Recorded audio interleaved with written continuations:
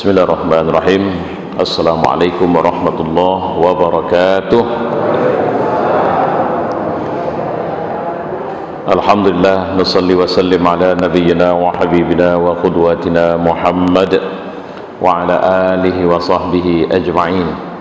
Qala Allah fil Qur'an, a'udzu billahi minasyaitonir rajim. Bismillahirrahmanirrahim. Ya ayyuhalladzina amanu kutiba alaikumus syiyam kama kutiba alal ladzina min qablikum la'allakum tattaqun. Shadaqallah wa shadaqa rasuluh wa ba'du. Jemaah yang mulia, alhamdulillah kita akhirnya berada sekarang ini pada tanggal 23 Sya'ban atau 24 Sya'ban.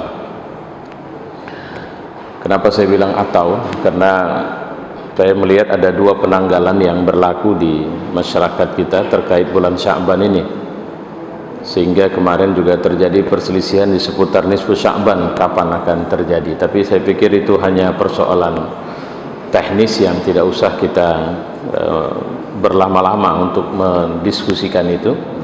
Sama seperti berkemungkinan kalau nanti kita tidak akan sama puasa, karena satu-satunya yang sampai saat ini saya tahu sudah memutuskan Ramadan jatuh pada tanggal 2 April itu adalah Muhammadiyah. Dan pemerintah Republik Indonesia juga sampai detik ini ya pasti belum memutuskan apapun karena belum melakukan ru'yatul hilal. Jadi ini ada dua pola, satu melakukan hisab, satu melakukan ru'yah. Jadi ru'yah itu maksudnya nengok. Nah, persoalannya sekarang untuk melihat hilal kita sudah sebenarnya yang ru'yatul hilal pun bisa jadi akan berbeda lagi. Karena apa istilahnya, titik koordinat naiknya hilal itu yang menjadi alasan perbedaan itu. Makanya nyaris setiap tahun Ramadan selalu di seluruh dunia itu tidak seragam. Jadi ada yang seorang teman di India mengatakan India itu lebih sering terlambat satu hari. Jadi kalau kita sudah puasa, maka dia akan puasa pada hari berikutnya. Hal yang seperti ini sebenarnya sesuatu yang tidak perlu berlama-lama, itu saya bilang tadi. Apalagi kalau kita melakukan pendekatan yang memakai teknologi. Ini sudah tuntas harusnya. Tapi karena sebab pemerintah Republik Indonesia pun tidak, menurut saya tidak bersikap tegas dari sejak dulu. Yang saya tahu ya di zaman Orde Baru. Seharusnya pemerintah membuat pengumuman atau ketegasan tidak boleh ada orang yang secara terbuka mengumumkan diri bahwa apalagi dengan pendekatan hisab. Walaupun secara jujur kalau saya ditanya kemana saya akan merujuk, saya jujur saya selalu merujuk pendekatan hisab belakangan ini. Dulu saya mengikut pendekatan ru'yah, jadi artinya saya menunggu pemerintah. Sekarang tidak. Akhirnya kalau Muhammadiyah sudah umumkan, saya ikut. Kalau ditanya apa saya warga Muhammadiyah, secara formal saya tidak warga Muhammadiyah. Saya malah penasehat wilayah Al-Jamiyatul Wasliyah. Yang Wasliyah itu selalu merujuk kepada sistem ru'yatul hilal. Tapi memang ru'yatul hilal untuk sebuah negara seperti Indonesia itu tidak bisa diseragamkan begitu saja. Indonesia ini mengenal 3 waktu. Itu yang makanya saya akhirnya berijtihad. Saya lebih tertarik dengan pendekatan hisab. Dan itu kalau ditanya kepada hadis enggak pas, karena hadis sumu li ru'yatihi, puasalah karena melihatnya. Nya di sini artinya hilal. Hilal itu apa? Anak bulan kalau orang Malaysia bilang. Ya. Waftiru li ru'yatihi, dan berbukalah karena melihatnya. Kata itu tentu itu lebih kepada hal yang teknis sifatnya, yang tentu bisa diperbaharui, bisa diupdate. Ya. Kalau ceramah mengupdate-nya ya ini pakai sound system. Suara tetap suara ustaz.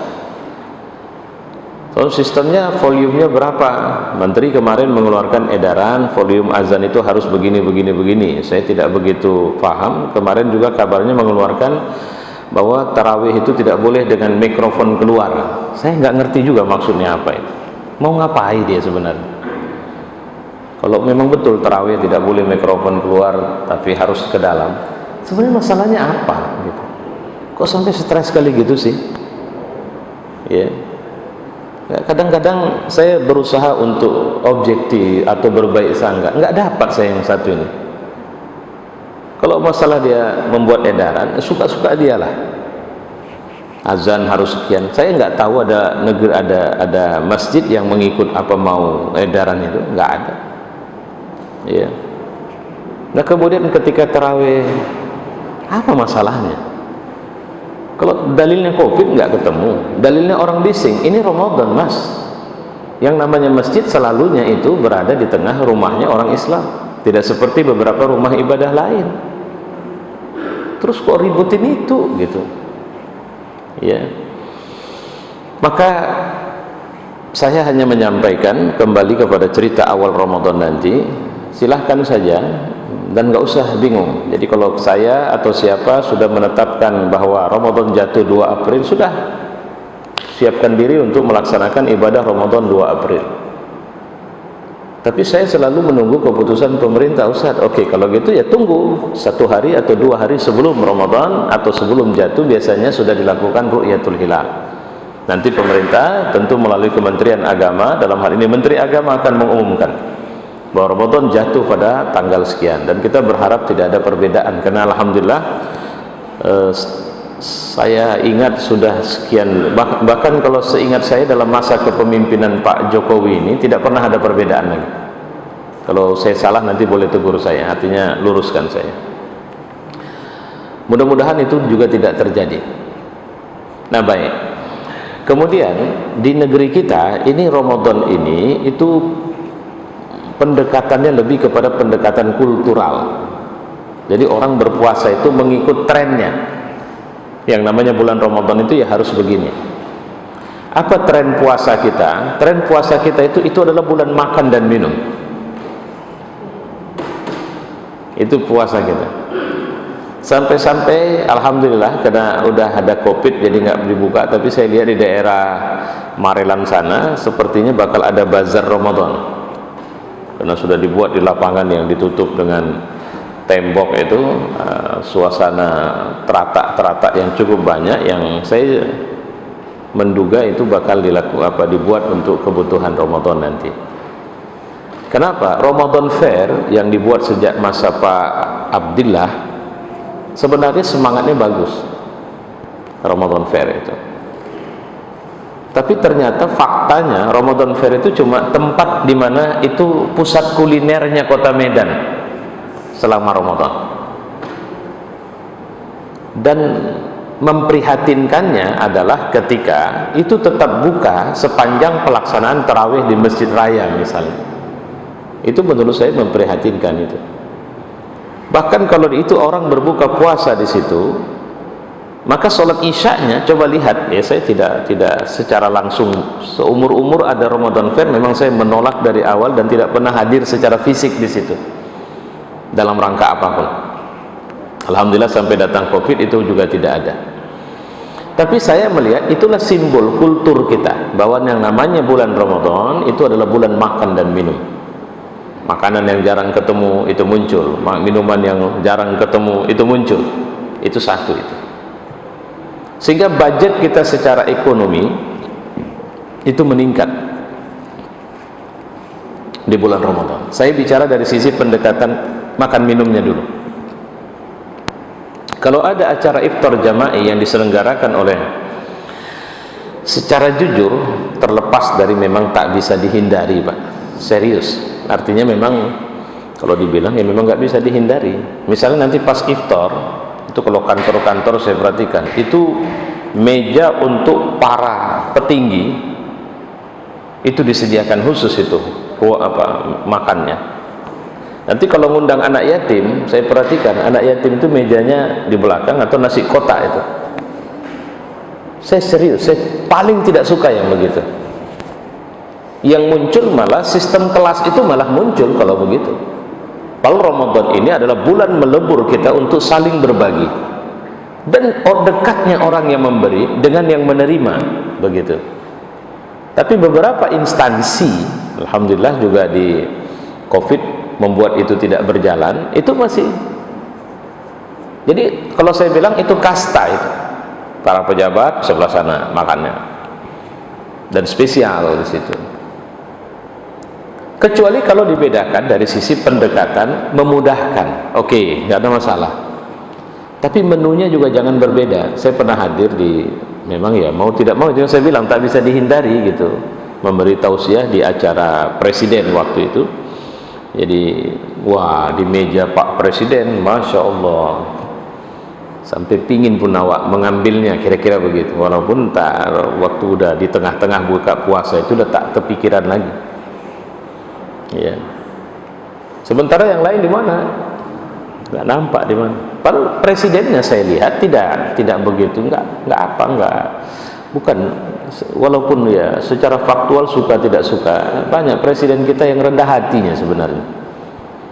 Ya secara formal Pak, maksud saya rendah hati yang saya maksud itu ketika berinteraksi sosial, bukan keputusan kebijakan politik, bukan itu, fisiknya.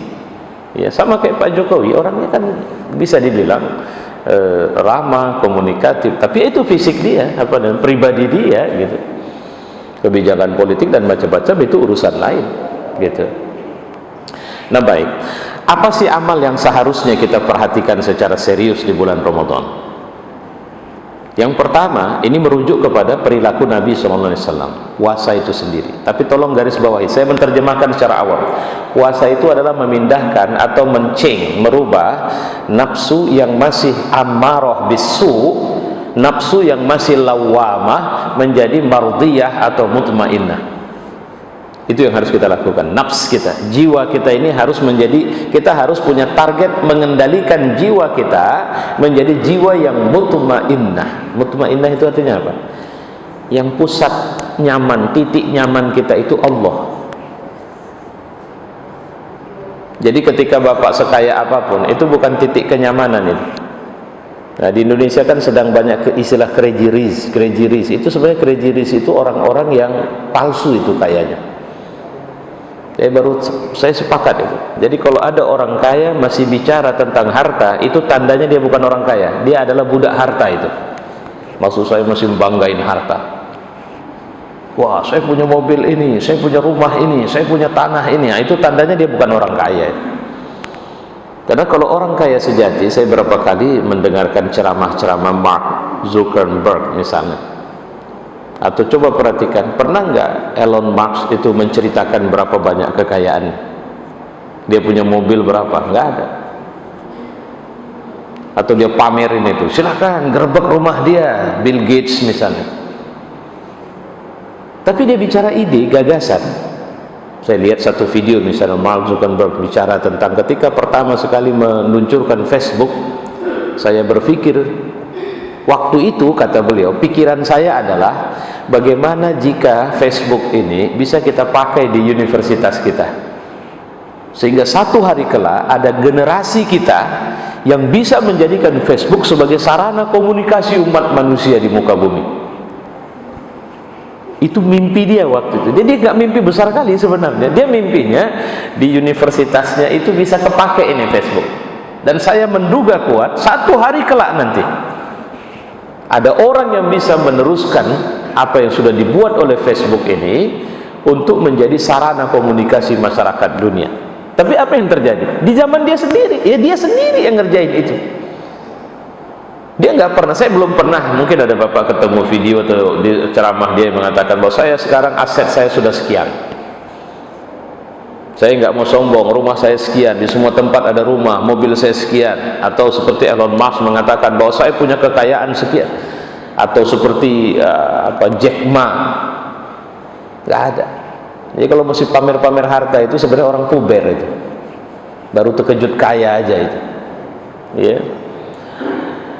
Karena dalam Islam kekayaan sejati itu hati.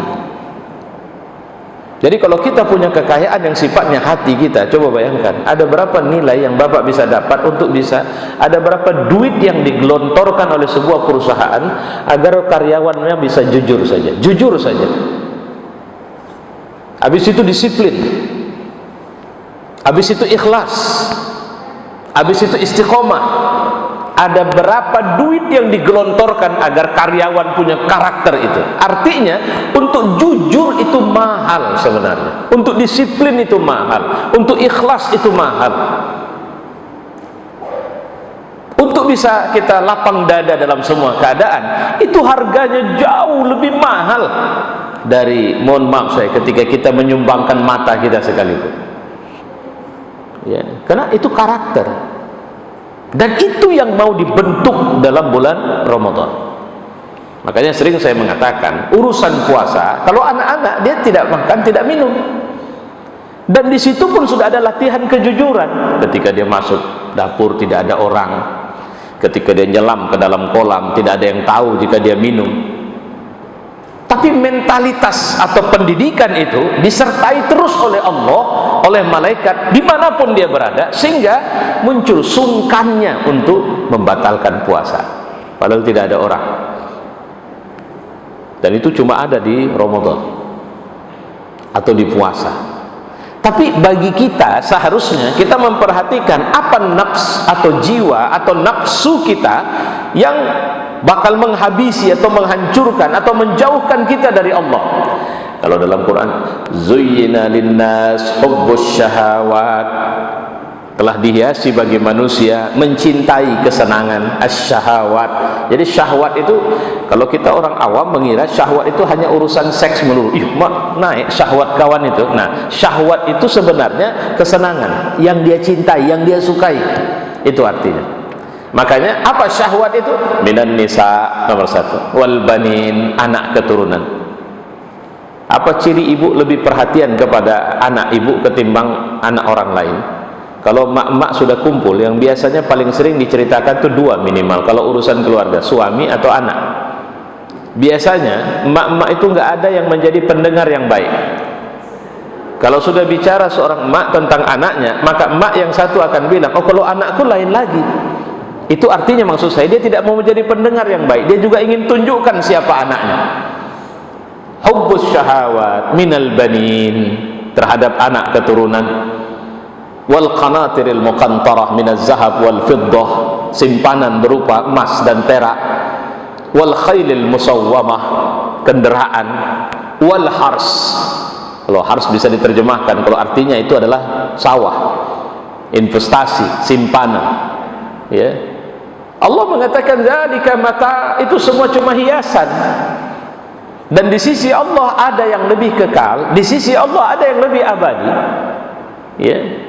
Cuma masalahnya syahwat kita, atau kalau kita sudah syahwat, karena masing-masing ibu bapak beda. Kalau ibu-ibu misalnya syahwatnya belanja, ada syahwat belanjanya spesial, tas, sepatu, jilbab, baju, perhiasan. Saya kemarin pergi ke rumah seorang, bukan rumah pun ya, bukan rumahnya yang pasti, kantor. Itu nyampe, saya keliling, mata saya nengok Harley-nya aja puluhan biji, mobil antik, sampai saya tengok mobil itu diparkir. Jadi Masya Allah, berat kalilah soal sama dia. Yang saya datangi bukan orang sombong, enggak ada sombongnya, secuil pun saya tak melihat dia sombong ya. Tapi itu saya tengok ban mobil itu, saya perhatiin ini kapan makainya, ini kalau gini banyak kan.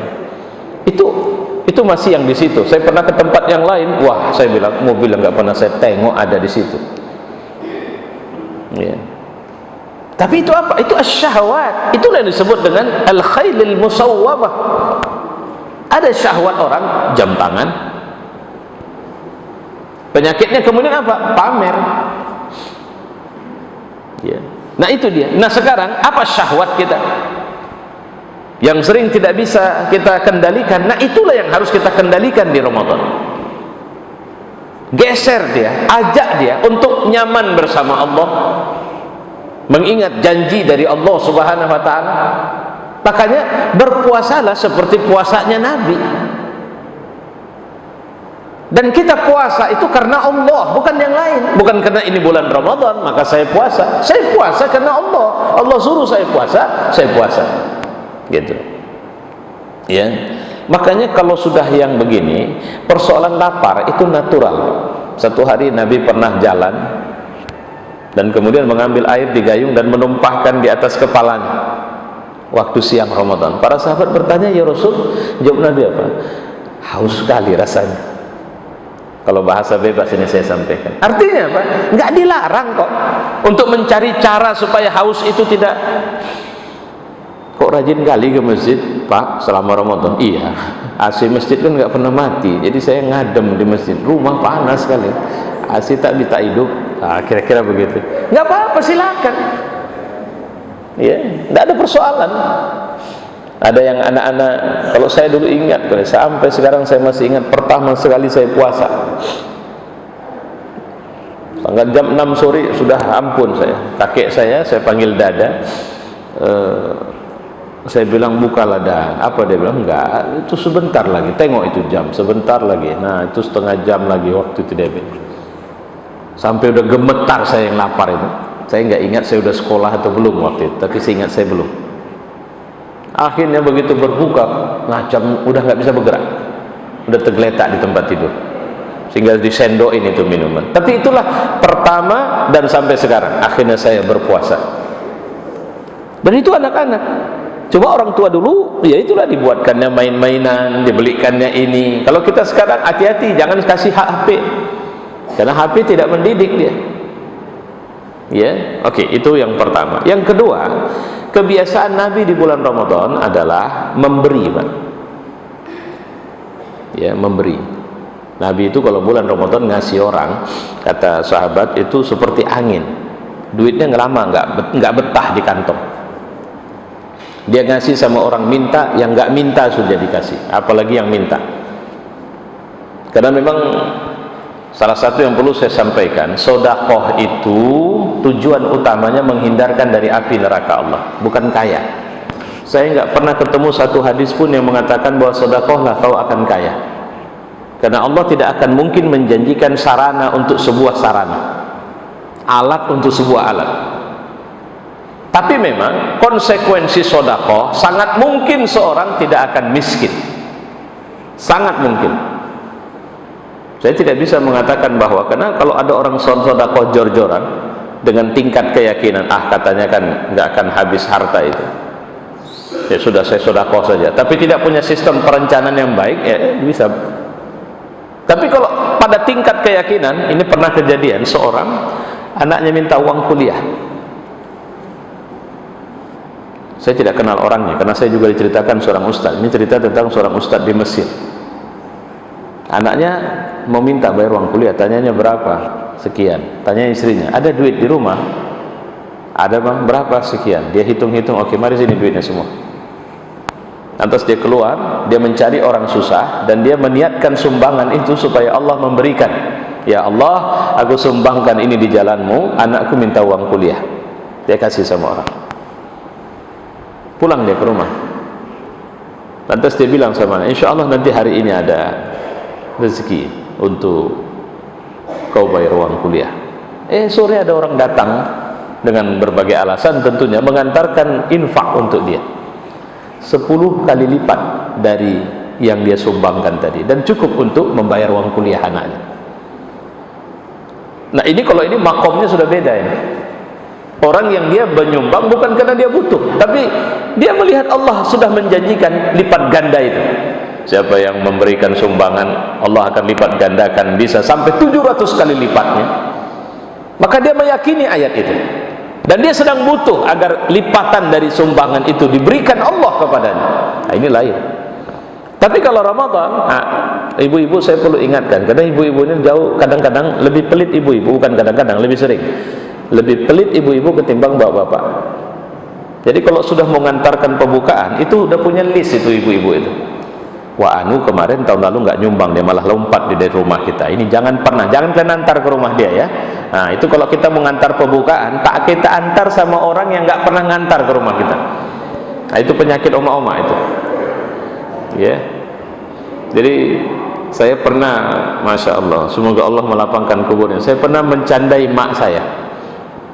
Waktu itu kami sedang kurban, lantas dia melis siapa yang harus dikasih.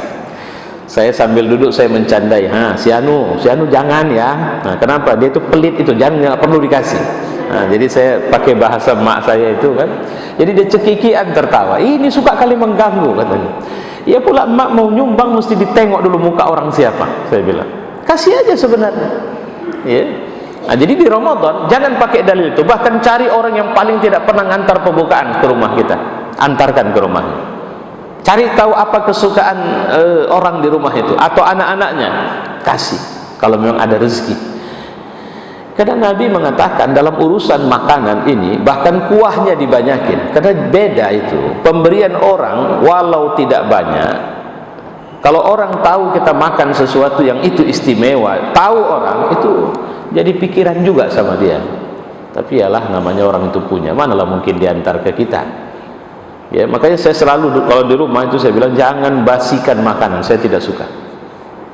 Ya, saya selalu ingatin istri saya jangan sampai disimpan makanan ujungnya dibuang. Kenapa? Karena saya berasal dari keluarga, masya Allah yang kalau saya bilang fakir. Kami itu kalau udah pagi ya, asal mau pergi sekolah, sarapan kami nasi goreng putih kalau saya bilang, cuma bawang, nasi sama garam, cabai pun tak ada. Nah, kami tunggulah pintu dapur tetangga itu. Kalau dia buka pintu, wah kami deg-degan. Kenapa dia ngantar mangkok? Apa isinya? Tak ada isinya. Serius Pak, lebih sering tak ada isi. Bukan ikan. Apa? Sisa sambal ikan. Senang kali rasanya. Langsung ambil, digenggam nasi goreng itu, kemudian disapukan ke mangkok yang dikasih itu. Lahap makan.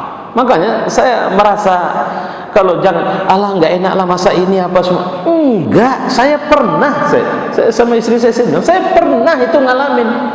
Yang dikasihnya cuma buntut ikannya kecil. Buntut itu bekas buntut lah. Bukan ikan. Saya masih ingat bagaimana kami nungguin dia buka pintu itu. Dan saya masih ingat bagaimana juga karena mak saya kalau sudah buat nasi goreng itu ditaruh di piring di luar awak mandi. Begitu di luar mandi, buka lemari di luar, tengok belakang kanan kiri, maka dipindahkan sejumput dari sini kemari, sejumput dari sini kemari supaya awak banyak. Atau di luar mandi supaya kalau memang ada ikan tadi malam maka ikan itu taruh di bawah nasi. Itu yang udah ilmu kami lah waktu itu. Jadi pura-pura tawaduk makan nggak ada ikan, padahal udah ada ikan di bawah. Ikannya dicubit dari bawah. Kenapa? Berebut ini nggak mungkin dapat ikan satu.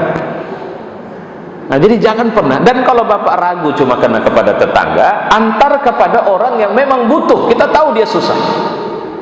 Itu yang kedua. Ketiga, kebiasaan Nabi itu adalah tilawatul Quran. Dan saya perlu sampaikan, tilawatul Quran kalau pendekatannya kita ini sekarang lebih bagus kita tahsin sama tadabbur. Bahkan sebenarnya lebih bagus misalnya masjid punya program tadarus bersama. Apakah lebih baik berhalakoh-halakoh? Ya kalau gurunya banyak nggak apa-apa. Tapi kalau gurunya satu, udah semua aja gabung jadi satu. Berapa puluh, berapa ratus, ayo sama. Duduk sama, kita dengar Ustadz Anu nanti kalau salah. Dia akan meluruskan kita.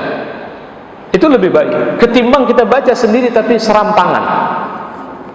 Karena ada juga model kita ikut tadarus tapi dibetulin tak terima. Ya cuma mana Ustaz? Bentar-bentar awak salah. Macam dia saja yang pintar. Orang memang dia yang pintar. Kau yang goblok. Cuma kau udah goblok merengkel. Itu sering penyakit kita itu. Udah salah dikasih tahu nggak mau terima. Aku tak suka aku biar aku baca sendiri. Baca sendiri aku satu hari bisa dapat sekian juz. Tapi bepukahan bacaanmu itu akhirnya kalau kau berbaca seperti itu kau berdosa. Kenapa berdosa? Kau tahu kau tidak pintar, kau tahu kau salah, tapi kau tidak mau dibetulkan. Dan kau baca juga Quran, maka Quran akan melaknatmu itu nanti. Hati-hati itu. Jadi ayo kita tadarus sama. Nanti kemudian diceritakan ibu bapak ini ayat tentang ini. Nah, saya lihat fitnah Indonesia ini udah aneh-aneh saja. Kemarin saya lihat ada satu video seorang qori baca Quran disawer. Coba bayangkan, qori baca Quran disawer. Cara nyawernya apa? Diselipkan di lobenya ini duit itu. Wah, nanti dia baca. Saya ingat sekali dia baca Al-Haqqah. Orang sweet tepuk tangan. Saya bilang ini gila ini orang semua. Al-Haqqah itu bicara tentang kiamat. Kiamat, sweet. Nah, coba ya, kan gila itu. diceritakan tentang sesuatu yang menakutkan pakai tepuk tangan, hore-hore semua. Sementara si qori ini lebih tepatnya pelawak, cuma pintar baca Quran. Karena gayanya, gesturnya itu nampak jadi main-mainan Quran ini. Innalillah. Pertama saya berharap itu bukan di Indonesia, tapi lihat pakaian, lihat ngomong, terakhir baru ya Allah, di negeri mana, di kota mana, daerah mana ini, kok udah parah kali fitnah menimpa negeri kita. Jangan jadikan Quran main-main itu. Yang terakhir, qiyamul lail. Itu amal Rasul. Saya perlu sampaikan, qiyamul lail itu di bulan Ramadan namanya tarawih. Kenapa tarawih di bulan Ramadan? Kenapa qiyamul lail disegerakan sebelum tidur dan sesudah? Jangan Bapak ngerjakan sholat tarawih sebelum sholat isya ya. Itu salah. Yang benar, laksanakan dulu sholat isya walau kita terlambat, baru ikut tarawihnya. Dan kenapa dilakukan sebelum tidur? Karena sesudah tidur, amal yang dianjurkan adalah sahur. Itu. Ustadz, boleh nggak kalau setelah tidur saya sholat? Silakan. Ustadz, saya sholat saya sebenarnya banyak di bulan Ramadan. Apa boleh lebih dari 23? Semampu Bapak. Jadi makanya dengan begitu nggak usah bertengkar di seputar jumlah rakaat. Sama seperti ada orang dia sholat, dia 11 rakaat misalnya di masjid kita, begitu 8 rakaat dia mundur. Tanya, kenapa Bapak mundur? Saya masih ada sholat lagi. Nggak apa-apa, witir aja Pak. Kalau Bapak masih ada sholat lagi, witir saja. Nanti pada waktu Bapak sholat lagi, nggak perlu pakai witir lagi. Karena yang namanya witir dalam satu malam itu sekali. Jadi saya memperhatikan banyak yang begitu, dia mundur karena dia pingin witirnya di ujung sholatnya. Enggak ada perintah bahwa laksanakan witir itu harus di belakang. Tidak. Nabi malah menyuruh sahabat untuk witir sebelum tidur. Itu. Jadi terserah mau berapa rakaat. Yang lazim itu secara kultur kita, budaya kita, ada yang 11, ada yang 23. Di beberapa daerah dia masih mempertahankan 23, ya bagus. Jangan seperti ada satu masjid di mana di Jawa itu 7 menit selesai 23 rakaat. Itu cocoknya pakai rotan itu sholatnya, dipukul pak biar cepat, lebih cepat lagi. Ya, ada pula 23 rakaat 7 menit. Itu fitnah itu. Dan viral itu. Setiap tahun ada saja itu. Macam monyet belompatan orang itu. Ya, dan itulah salat yang tidak ada pahala sama sekali. Saya kira ini wallahu a'lam bishawab. Semoga Allah memberi keberkahan kepada kita. Jadi 4 amal utama: puasa, baca Quran, sedekah, dan qiyamul lail. Ini paling utama. Saya tidak menceritakan amal sunnat yang lain-lain, tidak menceritakan keberkahan Ramadan dan sebagainya, karena saya kira para asatiz kita nanti juga akan menceritakan ini khususnya di bulan-bulan Ramadan kita dalam tausiah tarawih atau apapun. Assalamualaikum warahmatullahi wabarakatuh. Ada yang mau ditanya? Ya, silakan Pak. Silakan sebentar. Waalaikumsalam. Sebentar Pak. Kemari dulu. Oke. Udah Pak, Bapak dulu. Tadi sudah saya. Iya Pak. Iya. Iya.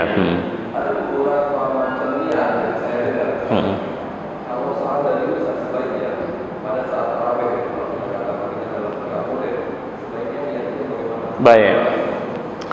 Bapak pasti sedang bertanya lafaznya, ya, bukan niatnya. Karena niat itu kerjaan hati. Nah kalau lafaz itu tak ada yang sebaik, karena terjadi perbedaan semua.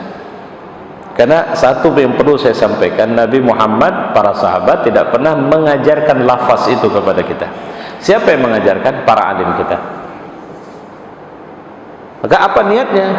Yang dimaksud lafaz gitu kan, usolli sunnatat tarawih rak'ataini, karena masing-masing sholat. Kalau yang 4 arba'a raka'atin, kalau langsung 8 ya samaniyah raka'atin lillahi ta'ala. Itu minimal. Kalau pakai yang lengkap, mustaqbalil kiblat ma'muman lillahi ta'ala. Maka saya bilang tadi tentang lafaz itu relatif.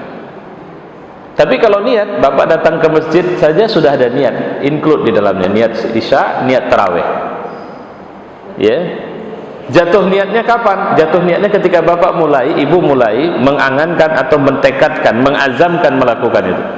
Makanya contoh ada talbis. Talbis ini gangguan, campur aduk setan. Ada orang yang sudah di masjid, sudah berdiri di atas sajadah, sudah Allah, tapi payah jatuhkan niatnya. Itu yang dibilang oleh Ibnu Qayyim al-Jauziyah, itu diganggu syaitan. Walaupun di sekelompok orang Islam kita, atau dalam pandangan satu mazhab tertentu, bahwa menjatuhkan niat harus antara Allah dan Akbar. Itu yang buat jadi problem itu. Sebenarnya yang dimaksud bukan menjatuhkan niat, tapi mengucapkan lafaz. Itu malah jadi repot nanti. Allah panjang betul, tak jadi, belum pas. Allah.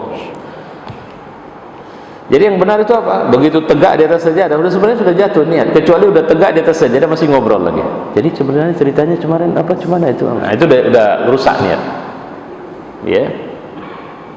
Nah, jadi babnya sama seperti saya mendengar berapa kali misalnya tentang nikah. Ini mohon maaf saya luaskan sedikit.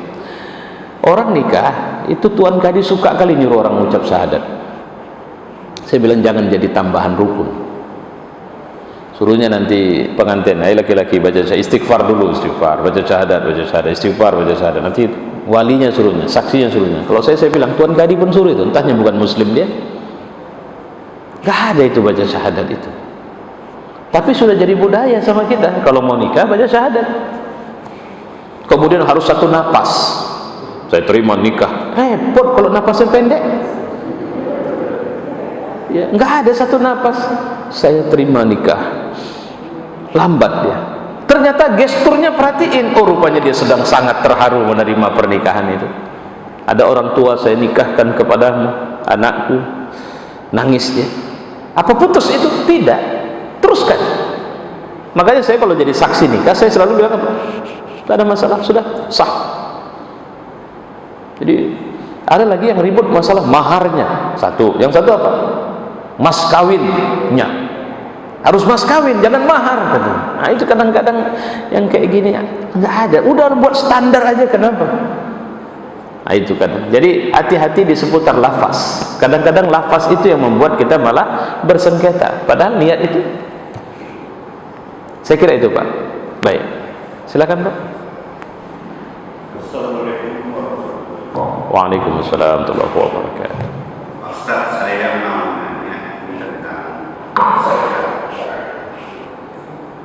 Di dalam sedekah, mana yang paling utama? Apakah pakai rezeki, atau yang piatu, atau orang tua, atau keluarga? Baik. Nah, karena saya baca di dalam media sosial, sedekah itu katanya utama kepada orang tua. Kenapa demikian? Karena orang tua itu kan, kalau seseorang ada orang tuanya ekonominya kuat, tidak membantu. Tapi sebaliknya ada seseorang yang ekonomi orang tuanya lemah. Jadi terkait dengan saya, mana yang lebih utama? Terima kasih. Baik. Jadi ada berapa kategori, Pak? Secara fungsional, sedekah itu paling utama diberikan kepada orang yang butuh tapi tak minta. Itu satu. Ini susah nyarinya ini kan. Dia butuh tapi dia tak minta. Kedua, dia butuh dan minta. Kalau minta-minta sudah rutin, memang itulah kerjaan dia. Kenapa dia minta-minta? Karena dia memang butuh. Baru terakhir, tak butuh, minta-minta. Dia sebenarnya nggak butuh kali, cuma memang ya, makanya kalau kita perhatikan ada pengemis yang punya rumah, punya mobil, punya kontrakan gitu. Itu dari sisi fungsional. Dari sisi sasarannya, zawil kurba, orang yang punya hubungan keakraban dengan kita, itu paling utama. Tapi tentu saja ketika bicara zawil kurba, tentu kita bicara dengan sasaran miskinnya ya. Jadi lebih utama sebenarnya keluarga. Tapi repot Pak, keluarga ini 10 awak kasih, 1 nggak awak kasih, yang 1 terus diributin terus. Ya memang itulah keluarga. Dan ikhlas kita lebih enak menjagakannya di situ. Karena kalau orang lain belum kita kasih udah segala doa dibuatnya. Moga rezeki bapak berkah apa semua. Saya kadang-kadang kalau ngasih pengemis misalnya, panjang doanya, saya bilang ya Allah 2000 perak, panjang betul doanya. Ya. Nah itu. Zawil kurba. Siapa zawil kurba? Nasab darah. Dalam hal ini keluarga, nasab darah. Kedua, kawan-kawan, akrab, qarib. Qarib, kalau bahasa Arab istilah qarib qirabah. Qirabah itu dekat, qarib itu dekat. Jadi orang yang punya hubungan dekat sama kita. Gitu. Baru kemudian kepada orang-orang yang kena sebab miskinnya, kena sebab fakirnya, kena sebab dia yatim. Memang ada anjuran untuk memberikan santunan kepada anak-anak yatim. Nah, ala kulli hal dari semua itu yang paling utama adalah maslahatnya kepada siapa. Ustaz, ada orang fasik dengan ada orang mukmin saleh. Siapa yang saya utamakan? Mukmin saleh. Ustaz, saya berpikir si fasik harus saya dulukan ini. Kenapa? Karena saya melihat dia sudah cenderung kepada agama. Oke, kalau begitu boleh. Makanya dalam Islam ada teori wa mu'allafatu qulubuhum. Orang yang hatinya sedang kau pujuk kepada Islam. Nah, ini dua. Pertama, orang yang sudah masuk Islam atau orang yang sedang akan masuk Islam.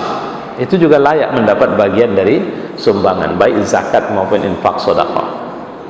Jadi begitu, Pak. Nah, terkait orang tua, apapun yang kita berikan kepada orang tua itu bahagian dari sedekah kita.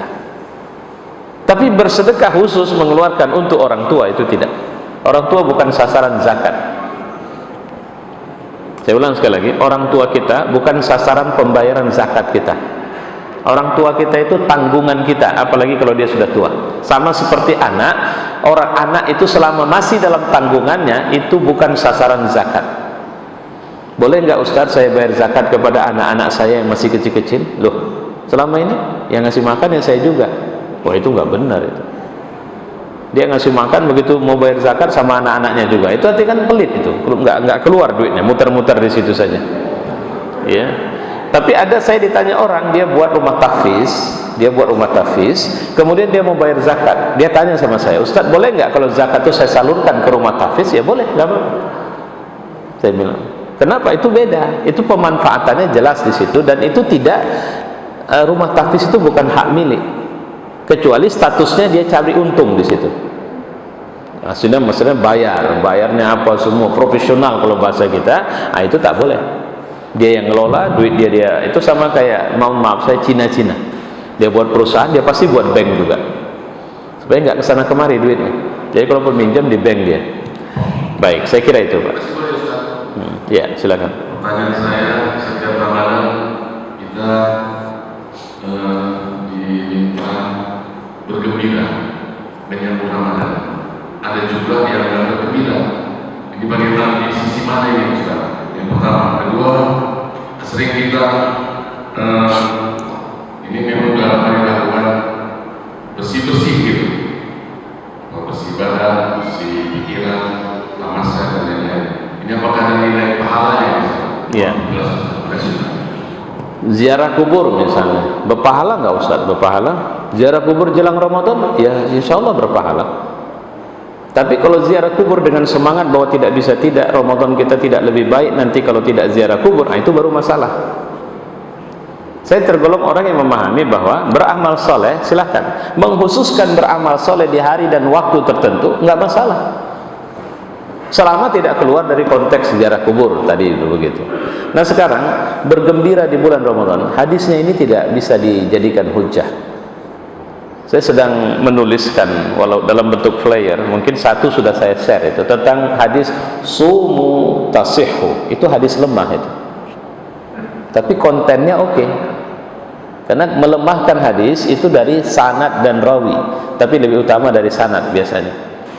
Sumu tasihhu ini populer kali hadis ini. Berpuasalah kalian supaya kalian sehat. Memang secara konten itu sahih, puasa itu buat sehat memang. Tapi kita juga harus memahami bahwa hadis ini tidak sahih gitu. Jadi ada hadis yang bisa kita terima, sama dengan man fariha bidukhuli Ramadan harramallahu jasad wa 'alan niran. Siapa yang fariha, gembira di bulan Ramadan, maka haram jasadnya dari api. Saya khilaf, tapi hadis ini antara lemah sama palsu. Jadi jujur saya juga banyak baru belajar balik ya, karena banyak kali hadis-hadis misalnya awalnya adalah rahmat, tengahnya adalah maghfirah, ujungnya adalah idkum minan nar. Itu hadis lemah. Bahkan ada yang menyebut dia ini hadis munkar. Tapi Ustaz nggak usah pakai tapi, karena semua Ramadan seluruhnya rahmat, seluruhnya maghfirah, seluruhnya peluang untuk membebaskan diri dari api neraka Allah. Jadi nggak ada pembagian levelnya. Bapak mau minta ampun, jangan sekarang Pak, nanti hari ke-11 saja, karena itu hari maghfirah. Kalau sekarang hari minta rahmat saja, nggak bisa gitu. Nah, jadi saya tidak bisa jawab karena saya melihat hadis itu tidak bisa dijadikan hujjah. Jadi karena baik, terkait bersih-bersih ini budaya. Dia menjadi berpahala ketika dia kebaikan dan diniatkan lillahi ta'ala. Bagaimana kalau yang dimaksud dengan bersih masjid? Saya mengatakan nggak ada, karena mau Ramadan bersih masjid. Tapi saya pikir nggak usah pakai dalil pun kita akan bersihin masjid. Kira-kira begitu. Nah, apakah membersihkan masjid bagian dari ibadah? Jika iya, ada pahala insya Allah. Tambah lagi tadi ada makan-makan. Saya tuh pikir juga apa yang mau dimakan tuh nanti kan. Nah, gitu. Jadi kalau nggak ada persoalan, tak dibersihkan masjid nggak apa-apa. Tapi saya pikir jadi biarkan jorok. Kebersihan itu bagian dari iman. Maka membersihkan itu. Jadi masuk ke dalil umum dia, Pak. Jadi tidak ada hubungan sama Ramadan. Ustaz, memang kami berhubungan sama Ramadan karena sound system harus dicek apa semua ini supaya easy going lah nanti waktu bulan Ramadan, running well gitu. Nah, itu juga bahagian dari silakan, memang harus dilakukan. Ya, cuma apakah harus secara khusus menyediakan waktu karena sebab Ramadan, dalam arti kata dengan semangat bahwa ada keuntungan dari Allah nanti karena kita melakukan bersih rumah, sambut arwah leluhur yang mau pulang. Kan ada juga di komplek kita, saya kira nggak ada ya. Kampung-kampung masih terjadi itu karena kabarnya orang meninggal dapat cuti sebulan, orang itu pulang kampung. Ya, nah ini nggak ada ini bab itu. Nah itu.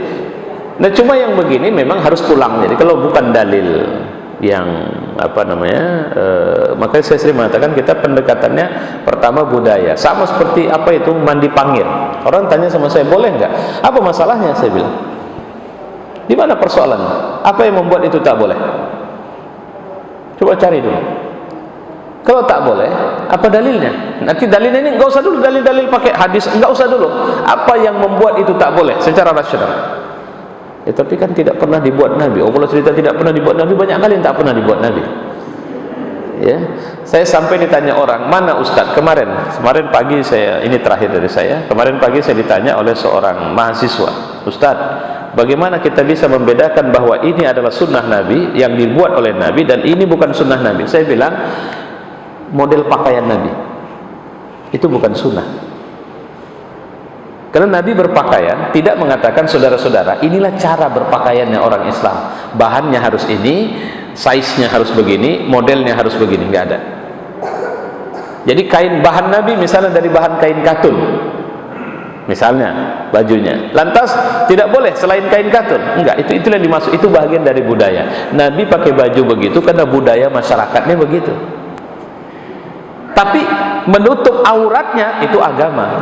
Sama seperti orang tanya, Ustaz pakai jilbab itu wajib atau enggak? Saya bilang tergantung. Kalau dia menutup aurat, harus. Karena yang paling penting dalam memakai pakaian itu bagi perempuan menutup aurat, bukan pakai jilbab. Ibu nggak apa-apa nggak usah pakai jilbab, tapi tutup aurat.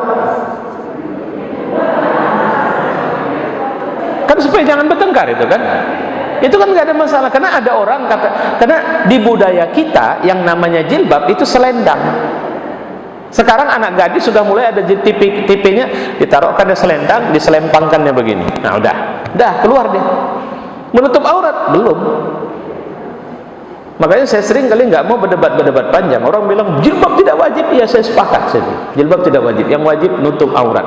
Terserah. Omakmu, istrimu nggak apa-apa nggak pakai jilbab, tapi harus nutup aurat. Nah pikirkan sendiri. Nah kalau kemudian tidak pakai jilbab tidak wajib, tapi ternyata jilbab yang lebih merespon syariat menutup aurat, ya udah pakai jilbab aja lah. Sama seperti berjubah. Mohon maaf, saya ada orang berjubah juga, ampun juga kita nanti di belakang.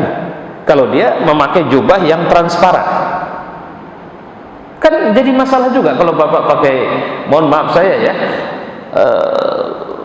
underwear bapak itu kelihatan dari luar pas ruku. Loh, kan ampun awak pas ruku juga nengok begitu. Padahal bapak pakai jubah misalnya. Jadi apa cara untuk ya artinya akhirnya dipakailah pakaian yang syar'i yang menutup aurat, bukan harus jubah. Karena saya mohon maaf, kemarin ini terakhir lagi saya bilang. Kemarin waktu saya umroh, saya naik mobil taksi, supirnya itu sekitar di atas 50 atau 60-an. pakai jubah. Tapi ya Allah, genitnya luar biasa supir ini.